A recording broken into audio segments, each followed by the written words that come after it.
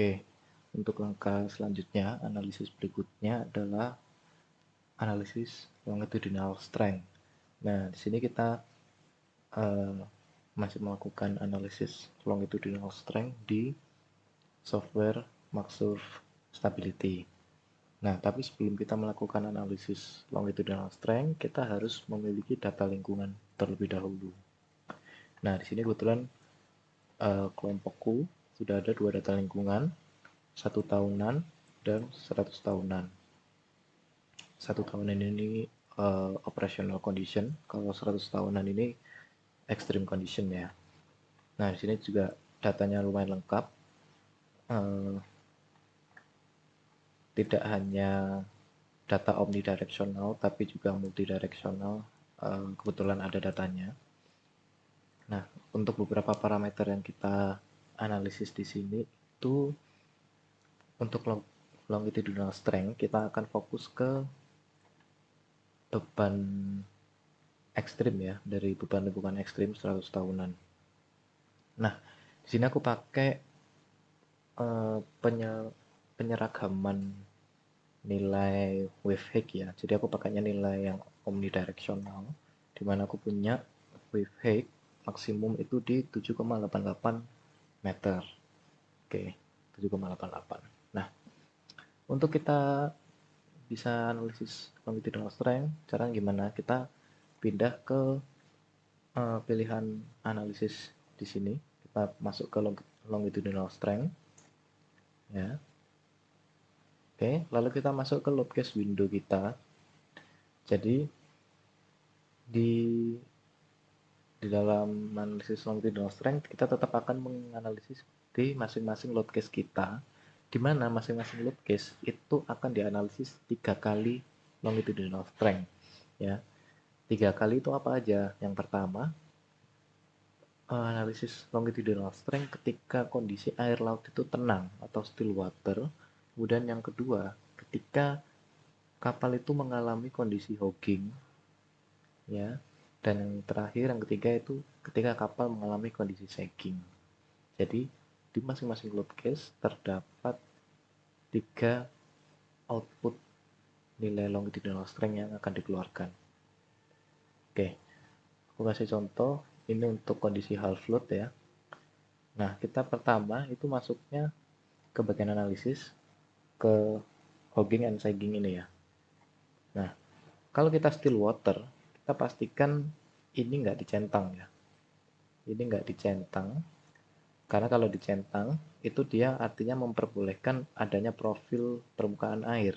Misalnya kayak gini, kalau dicentang, nilai positif yang kita berikan untuk angka di sini itu menandakan pemberian beban hogging pada surface kapal kita. Jadi misalkan kita kasih tadi di 7,88 ya. Positif itu hogging. Nanti bentuk garis airnya akan seperti ini. Melekuk ya sesuai kondisi hogging kapal. Nah, kalau nilainya negatif akan mengalami kondisi sagging. Oke. Nah, maka dari itu untuk still water pertama kita perlu tidak mencentang ini. Terus memastikan di kondisi waveform itu kita menggunakan profil gelombang yang flat ya, jangan yang sinusoidal atau toroidal ini. Ini keduanya ini bisa digunakan juga untuk analisis hogging dan sagging, tapi di sini utamanya penggunaannya untuk melihat karakteristik kapal ketika menerima suatu gelombang yang reguler gitu. Ya, jadi kita untuk waveform ini kita buat flat aja. Jadi nanti yang kita mainkan parameter itu yang hogging and saggingnya. Nah, oke, pertama still water dulu. Ini udah kondisi still water. Kita lakukan analisis longitudinal strength, half float, load case-nya, kita lakukan analisisnya. Ya, ini analisisnya udah selesai. Di kolom result window di sini akan ada muncul dimulai dari kolom kiri, ini adalah nama stasiun yang sebelumnya kalian definisikan. Jadi kalau aku mendefinisikan nama stationku itu dengan nomor frame langsung, ya, ini nomor frame yang 7, 6 sampai sampai sampai ke depan ya, paling ujung depan. Jadi mulai dari kiri itu adalah nama station yang ada di desain grid ini. Ya, ini label ini. Kemudian posisi posisi station tersebut secara longitudinal dari 0 point, di mana 0 point-nya ini adalah AP, ya, ini secara memanjang dalam meter. Kemudian di sini ada massa. Di sini massa satuannya adalah ton per meter. Artinya massa yang di sini adalah massa dengan persebaran merata per 1 meter. Kemudian ada buoyancy. Buoyancy juga satuannya ton per meter. Kemudian net load ton per meter juga. Kemudian shear.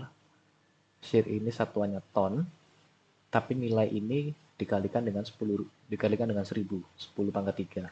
Kemudian ada momen satuannya ton meter dikalikan dengan 10 pangkat 3 atau dikalikan 1000 juga. Nah, ini tuh apa? Ini itu adalah hasil dari analisis analisis longitudinal strength kalian. Jadi, artinya apa sih ngebaca ini? Di frame min 7 di panjang min 4,9 meter dari AP, artinya min 4,9 meter. 4,9 meter ke belakang dari AP, berat per meter di frame tersebut itu kapal itu beratnya kondisi half load itu 86 ton gitu. Ya, kapal itu beratnya 86,5 ton per meter. Nah, terus kalau buoyancy itu apa?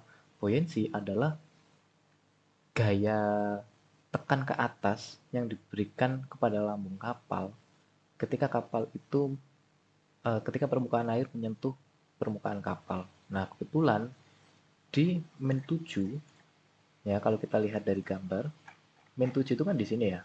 Frame min 7 itu paling belakang itu adalah 4,9 meter ke belakang dari AP. Itu dia di sini tidak menyentuh garis air, sehingga tidak ada gaya buoyancy atau gaya tekan ke atas uh, yang mempengaruhi ini ya, tidak acting di transom area ini, sehingga gaya buoyancy-nya itu 0. Tapi gaya tekan ke bawahnya karena berat itu ke bawah itu ada ya, 86,5 ton per meter itu tersebut. Nah, net load ini apa? Net load adalah massa dikurangi buoyancy. Ya, intinya selisih dari kedua inilah net load itu. Nah, karena buoyancy di kondisi sini masih 0, jadinya net load-nya juga ya beban beban netnya itu adalah massa dikurangi dengan buoyancy. Jadinya tidak ada beban yang terkurangi. Gitu. Kemudian shear force itu di frame min 7 atau di panjang 4,9 di belakang AP itu mengalami reaksi shear force sebesar 0,001 ton. Ya, karena shear satuannya ton, shear force satuannya ton, ini dikalikan 1000. Oke. Jadinya sekitar 1 ton. Nah, kemudian bending moment itu juga seperti itu. Di panjang 4,9 ke belakang dari AP itu mengalami nilai reaksi bending moment sekian. Ini mungkin 0 ya, atau belakang komanya lumayan banyak, tapi dimaksud terdefinisinya 0. Nah, ini kalau diurut semua sampai ke frame atau station paling ujung ya, frame paling ujung itu nanti akan bisa membuat suatu grafik. Nah, inilah disebut grafik long band. Nah, pentingnya kalian mendefinisikan setiap station itu menjadi setiap frame adalah supaya kalian bisa menemukan nilai dari masing-masing parameter ini di masing-masing frame-nya gitu.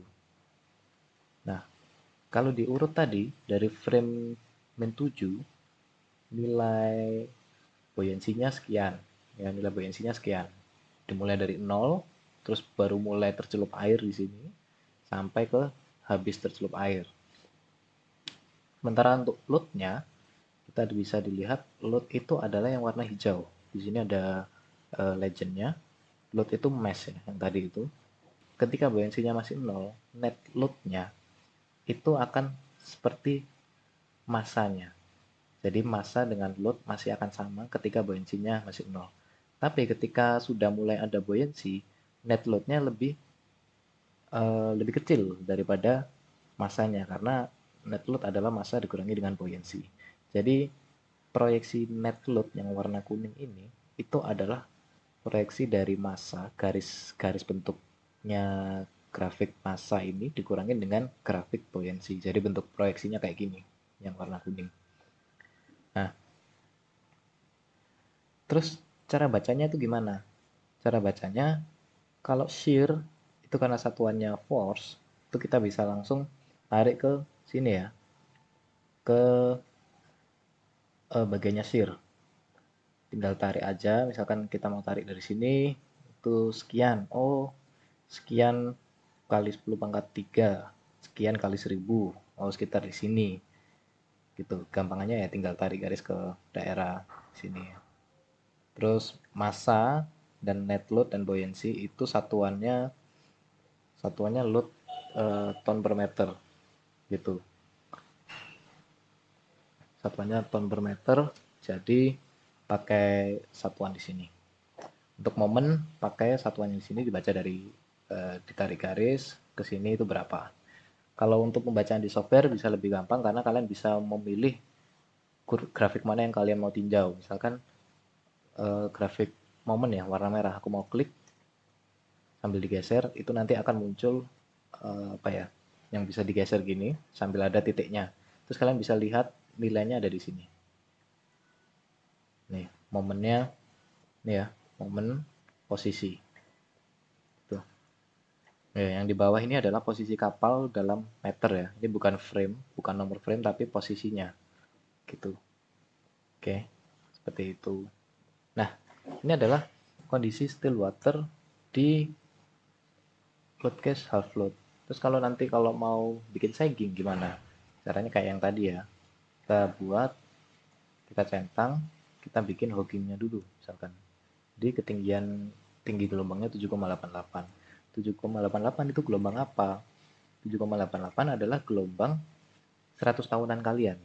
Tinggi gelombang 100 tahunan kalian. Kita oke, terus kita mulai analisisnya.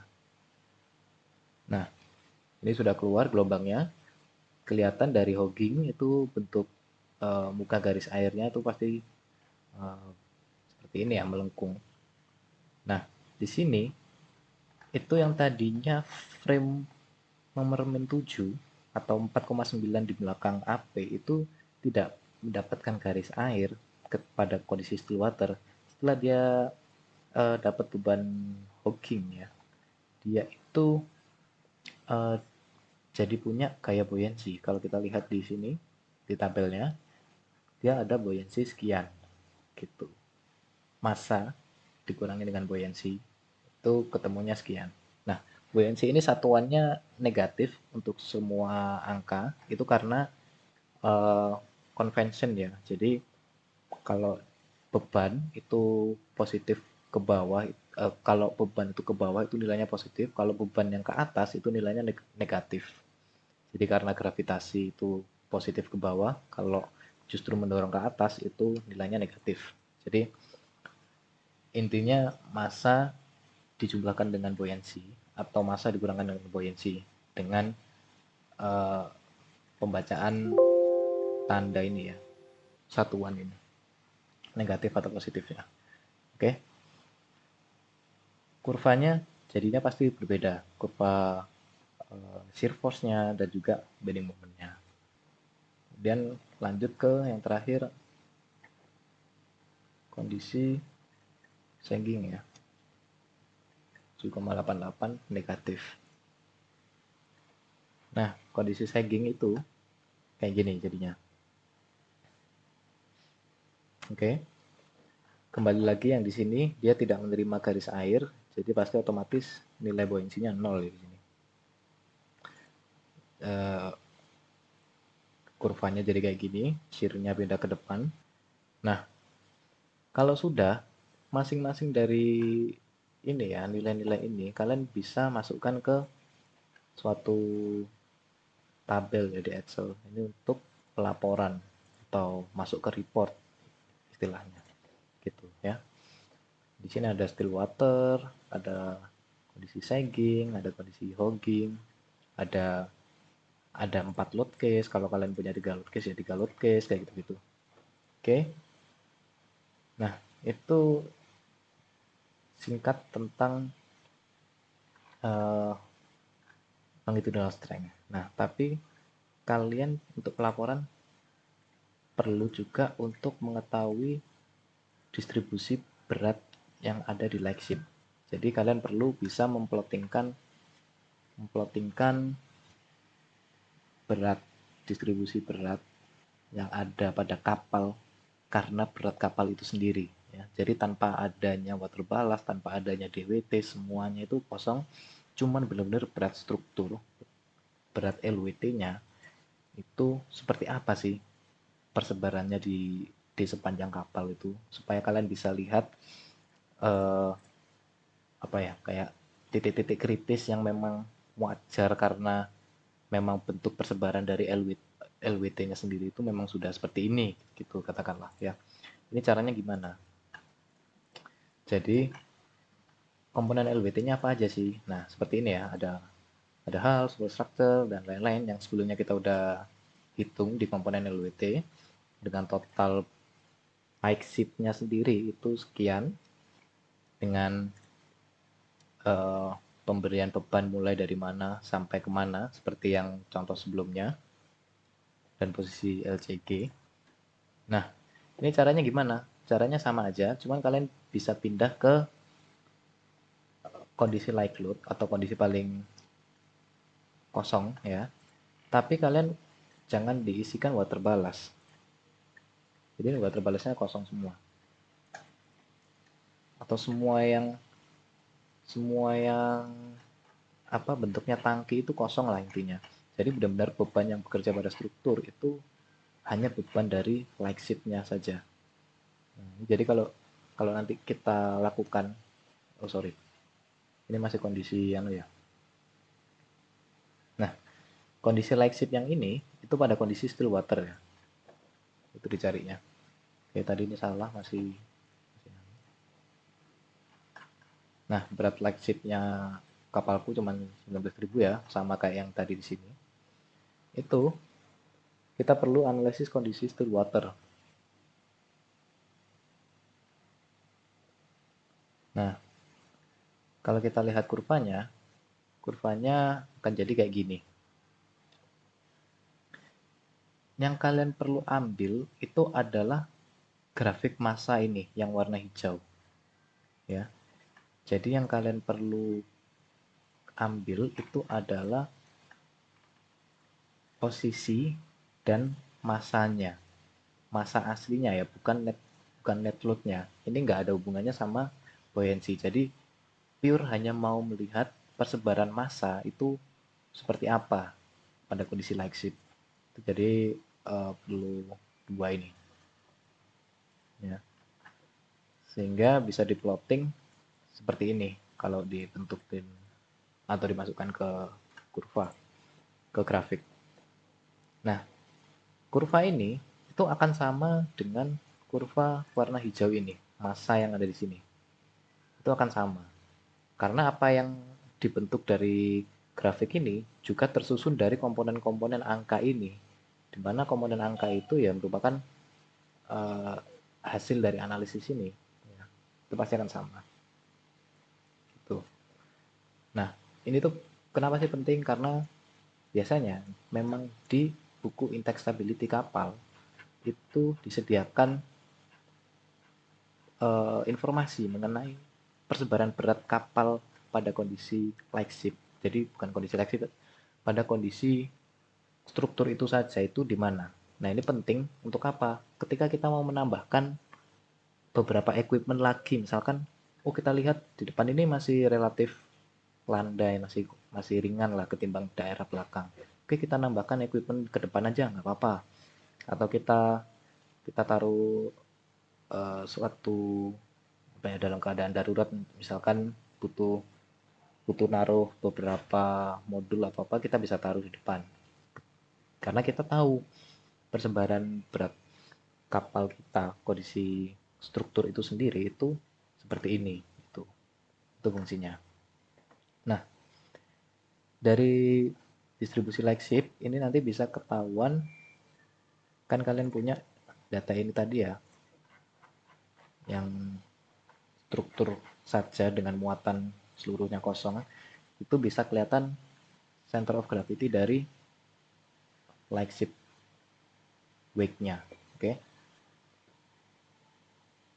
Jadi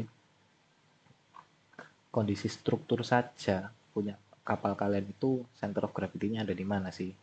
Nah, ini perlu diberi informasi juga ya supaya lengkap. Jadi kondisi kapalku, kondisi strukturnya saja itu center of gravity-nya ada di sini. Secara vertikal ada di sekitar sini, dan secara uh, transverse dan longitudinal ada di sini. Itu datanya ada di sini. Nah, berat komponen Lexiku sekian, LJG-nya 108 dari AP, TCG dari center line, VCG dari gale. Gitu. Ya, ini ada koordinat sistemnya. Oke, itu aja tentang longitudinal strength. Kalian nanti di pelaporan bisa memasukkan nilai longitudinal strength. Jadi yang diperlukan itu apa? Yang diperlukan itu adalah nilai bending moment maksimum dan shear force maksimumnya. Jadi di sini ya, maksimum bending moment dan shear force maksimum. Di sini kriteria eh, coba didiskusikan lagi dengan dosen pengampu, karena ada juga yang nggak harus dengan kriteria, ada juga yang dengan kriteria. Jadi kalau nggak harus dengan kriteria itu kayak apa? Kalau nggak harus dengan kriteria itu cuma memunculkan nilai bending momennya saja dengan shear force-nya, tapi nggak perlu memvalidasi dengan kriteria. Jadi misalkan kalau dengan kriteria ada kriteria sekian, tapi model kamu itu ternyata nilai bending momennya itu melebihi dari kriteria, itu pasti dianggap fail gitu ya. Itu kalau kalau dengan kriteria. Nah, kriteria ini dari mana? Kriteria ini dari codes atau standar yang kalian gunakan. Gitu. Oke, itu untuk longitudinal strength. Terima kasih.